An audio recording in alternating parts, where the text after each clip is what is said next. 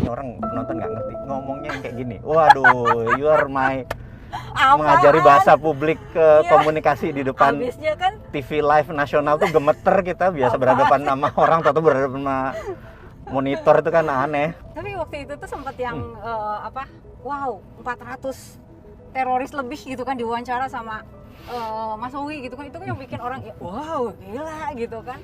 Tapi setelah itu menghilang, Mas Owi hilang dari layar, itu kemana? Lebih banyak di pemerintahan atau gimana? Ya, jadi setiap saya dari Senin sampai Sabtu atau Minggu lah, Senin sampai Minggu adalah makhluk ekonomi gitu ya, binatang, malah binatang ekonomi gitu ya. Tapi di hari Rebo, sebuah lembaga pemerintahan meminta saya sebagai staf khusus di bidang intelijen ekonomi. Perlu disebut namanya nggak? Saya harus lapor dulu. Iya. Dan sehingga kalau di hari Rabu tersebut saya mungkin bisa dikatakan sebagai apa ya, Spider-Man kali ya. Nah di hari biasa saya adalah Peter Parker gitu. Jadi jadi ya ada ini yang berbeda gitu ya. Dan tapi tugas itu sudah selesai, sudah paripurna. Sekian lama, jadi ya setahun terakhir kita menjadi independen analis deh. Gitu. Jadi dan kayak, balik lagi ke aslinya. Selama sekian puluh tahun berbisnis ya itu aslinya gitu.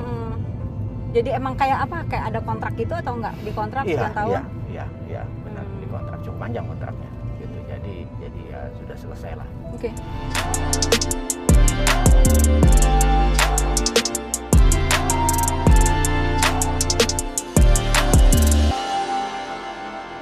PR ya Mas Owi, nomenklatur, terus ya kayaknya PR banyak gitu loh Mas. Agree. Iya kan, PR banyak banget. Termasuk PR ketika aku mencari sosok Mardigu Wowi. Itu tuh susah banget. Kenapa? Karena di Wikipedia aja dihapus loh. Yang hapus siapa?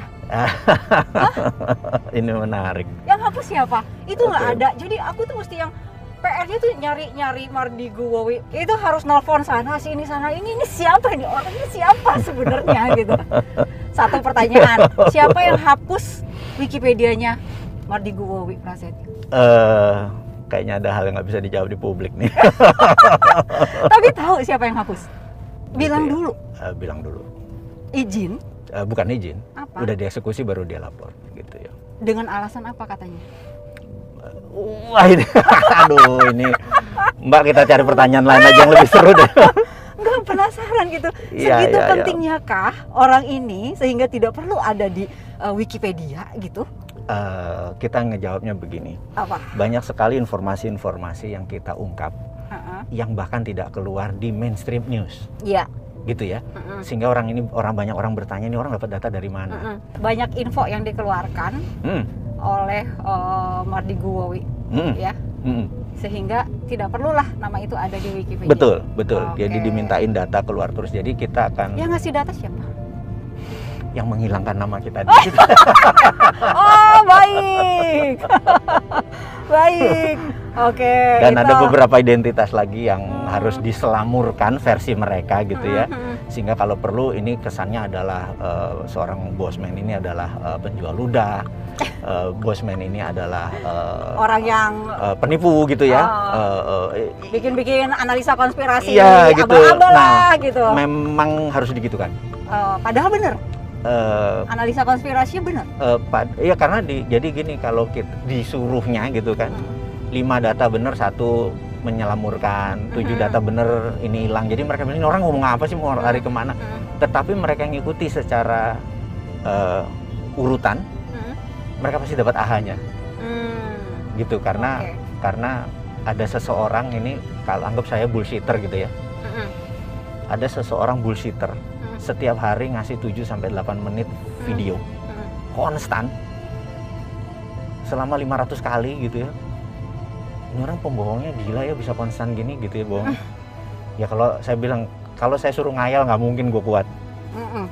Iya, benar nggak? Iya. Ngayal tuh setiap hari harus ngayal gitu kan? Belum lagi nanti ditanya orang A, B, C, D, itu masa ngayalnya nggak berubah-ubah gitu kan? Iya gitu. Harus konsisten ngayalnya berarti. Nah, jadi monggo kita dibilang pengayal gitu ya, great illusionist, kasih tukang halu gitu ya.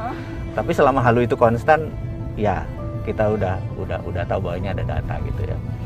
Jadi tujuannya sekali lagi bukan apa yang kita produksi, kita ingin membuat anak-anak muda terutama yang berusia 40 tahun ke bawah, generasi Z, generasi milenial ini untuk mengerti cara cerdas bernegara. Tidak harus mengerti cara cerdas bernegara di Indonesia saja. Saya kasih bagaimana Singapura bernegaranya, bagaimana China, Tiongkok sejak 2013 mengganti strategi bernegaranya secara foreign policy-nya, sementara Amerika apa foreign policy-nya. Kita ajarin mereka supaya nanti pada saat mereka dapat mandat, pada saat mereka mengambil jalur pemerintahan atau public service gitu ya, melayani masyarakat, dia sudah mengerti apa itu kebijakan yang menguntungkan, bukan sekedar